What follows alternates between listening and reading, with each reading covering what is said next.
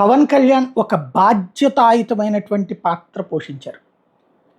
విజయవాడలో చదువుకుంటున్న తన కూతురు మైనర్ అని, ఆమెను ప్రేమ పేరు ట్రాప్ చేసి కిడ్నాప్ చేశారని, గత 9 నెలలుగా ఆమె జాడ తెలియడం లేదని భీమవరంలో వచ్చిన శివకుమారి అనే మహిళ పవన్ కళ్యాణ్ గారి దగ్గర కన్నీళ్లతో మొరబెట్టుకుంది.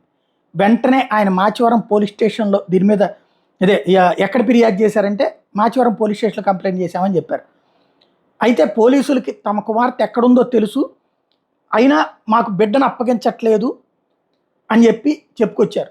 దీంతో ఈ కేసుకు సంబంధించిన ఎఫ్ఐఆర్ కాపీని అంటే పోలీస్ స్టేషన్కి ఫోన్ చేశారు. ఆయన చేస్తే పోలీస్ స్టేషన్ ఎఫ్ఐఆర్ కాపీని వాళ్ళకి సంబంధించినటువంటి పరిశీలించి ఆ తర్వాత మాచవరం సిఈకి ఫోన్ చేసి కేసు వివరాలు తెలుసుకున్నారు.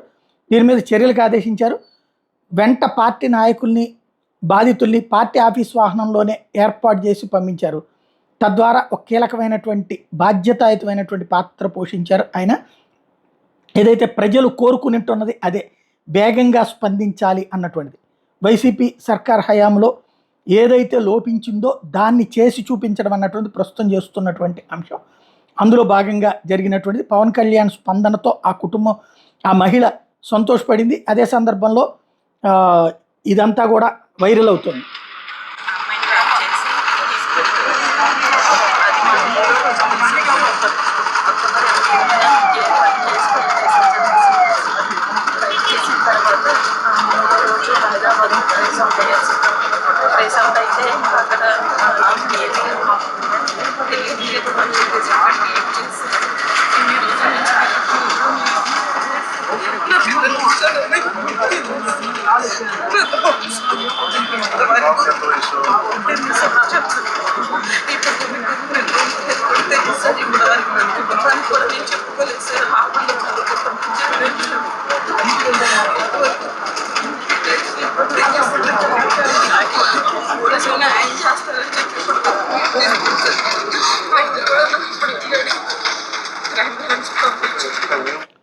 బిడ్డని కన్నా తల్లిదండ్రులకు ఉండే సమస్య ఈ లవ్ మ్యారేజ్ దాంట్లో. మైనర్ని కనుక పెళ్లి చేసుకుంటే నేరమే, మేజర్ అయితే పెళ్లి చేసుకుంటే ఏం చేయడానికి వీల్లేదు పోలీసులు. దీనికి సంబంధించి పోలీసులు ఏం వివరణిస్తారో చూడాల్సి ఉంది.